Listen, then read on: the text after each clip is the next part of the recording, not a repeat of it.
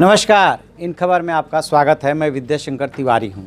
वो प्रधानमंत्री नरेंद्र मोदी और बीजेपी अध्यक्ष अमित शाह का चहेता है। वो राहुल का रथ भी हाँकता है और खाट चौपाल भी लगाता है।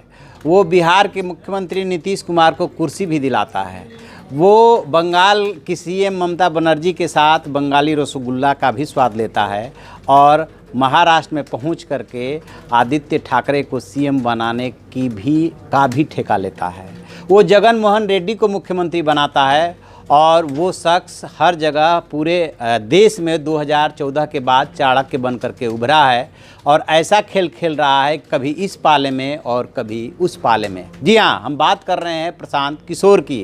कहने को वो जेडीयू के उपाध्यक्ष हैं, लेकिन इन दिनों नीतीश कुमार से दूरियां बढ़ी हुई है, उनकी नज़दीकियाँ दूरियों में बदल गई है और पूरे देश में वो घूम रहे हैं, जहां उनको हर जगह से बुलावा मिल रहा है। यदि ममता बनर्जी की कुर्सी खतरे में दिख रही है 2021 में, तो वहां पे भी उन्हें रणनीतिकार के रूप में रणनीति बनाने के लिए बुलाया जाता है।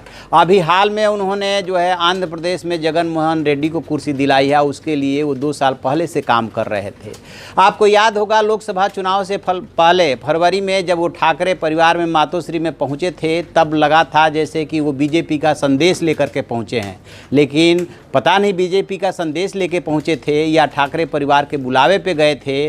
और बताते ये हैं कि अब वो आदित्य ठाकरे को मुख्यमंत्री बनाने के लिए वहाँ पे प्लानिंग कर रहे हैं। कहते तो यहाँ तक है कि बीजेपी अध्यक्ष अमित शाह और उद्धव ठाकरे के बीच में जो शिवसेना के प्रमुख हैं, इस समय जो बातचीत हुई है, जो डील हुई है, उसके मुताबिक इस बार सीएम की कुर्सी शिवसेना के खाते में जा सकती है या 2.5 साल का प्रयोग हो सकता है। उसी क्रम में जन आशीर्वाद रैली पूरे महाराष्ट्र में आदित्य ठाकरे निकाल रहे हैं और यह ऐसा पहली बार होने जा रहा है कि ठाकरे परिवार भी कुर्सी पे दावा ठोकेगा सीएम की। अदरवाइज ठाकरे परिवार हमेशा सत्ता से दूर रहा, हमेशा किंग मेकर की भूमिका में रहा, चाहे वो बाला साहब ठाकरे हों चाहे उद्धव ठाकरे हों, लेकिन अब परिस्थितियां वहां की बदल रही है।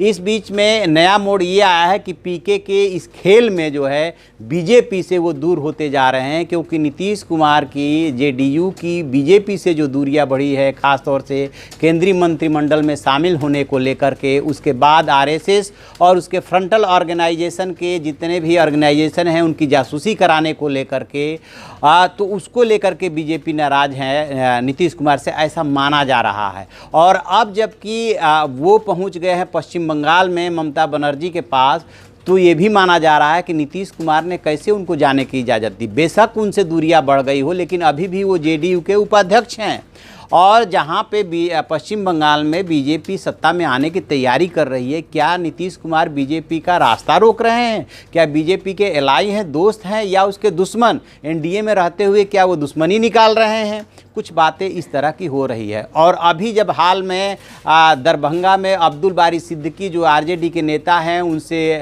नीतीश कुमार मिले, तो नई अफवाह, नई रूमर चल पड़ी कि बिहार में बहुत कुछ चल रहा है, नई खिचड़ी पक रही है, बीजेपी की भौहें तन रही है और वहाँ पे सिर्फ इंतजार इस बात का हो रहा है कि अलग होने का फैसला कौन करता है। 2015 में जो है बिहार में चुनाव हुआ था और 2020 में फिर से चुनाव होना है। इसमें देखना ये है कि क्या बीजेपी और क्या जेडीयू साथ मिलकर के चुनाव लड़ते हैं। लेकिन उससे पहले महत्वपूर्ण बात यह है कि पीके का खेल कहाँ जाके रुकेगा और पीके को लेकर के बीजेपी किस तरह की अब रणनीति अपनाती है, कि क्या उनसे दूरी बनाएगी, ये सब देखने वाली बात होगी। पीके के खेल पे इस हम नज़र बनाए हुए हैं। जो भी अपडेट होगा हम आपको अपडेट कराएंगे। आप देखते रहिए हमारा डिजिटल चैनल इन खबर। Thank you.